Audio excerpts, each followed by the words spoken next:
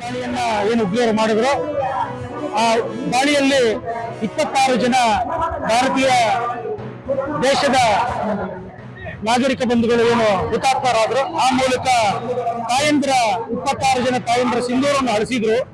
ಆ ಆಪರೇಷನ್ ಸಿಂಧೂರವನ್ನ ಅತ್ಯಂತ ಯಶಸ್ವಿಯಾಗಿ ನಮ್ಮ ದೇಶದ ನೆಚ್ಚಿನ ಪ್ರಧಾನಮಂತ್ರಿಗಳಾದ ಮೋದಿಯವರ ನಾಯಕತ್ವದಲ್ಲಿ ಸೇನೆ ತನ್ನ ಪರಾಕ್ರಮವನ್ನ ತೋರಿಸೋದ್ರ ಮೂಲಕ ಇಡೀ ವಿಶ್ವಕ್ಕೊಂದು ಸಂದೇಶವನ್ನು ಕೊಟ್ಟಿದೆ. ಕೆಲಸ ಇದು ಯಾವಾಗಲೂ ಪಾಕಿಸ್ತಾನ ನಿರಂತರವಾಗಿ ಮಾಡ್ತಾ ಇದೆ ನಮ್ಮ ದೇಶದ ಮೇಲೆ. ಇದು ನಿಜವಾಗ್ಲೂ ಕೂಡ ಖಂಡನೀಯ ಮತ್ತು ಇದು ಯಾವುದು ಕೂಡ ಸಹಿಸುವಂತ ಕೆಲಸ ಅಲ್ಲ.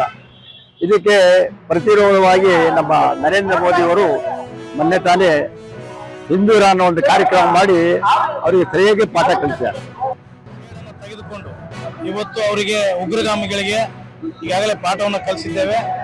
ಈಗಾಗಲೇ ಸಿಂಧೂರ ಆಪರೇಷನ್ ಅನ್ನುವಂತ ಒಂದು ಏನು ಮೋದಿಯವರ ಆದೇಶದಂತೆ ಇವತ್ತೇನು ನಮ್ಮ ಹೆಣ್ಮಕ್ಳಿಗೆ ತಾವು ಸಿಂಧೂರವನ್ನ ಅಳಿಸಿದ್ರು, ಆ ಸಿಂಧೂರವನ್ನ ಅವರಿಗೆ ಇಟ್ಟು ಹೊಡೆದಿರ್ತಕ್ಕಂಥ ಭಾರತ ಮಾತೆ ಯೋಧರಿಗೆ ಮೊದಲನೇದಾಗಿ ಧನ್ಯವಾದ ಅರ್ಪಿಸ್ತೇನೆ.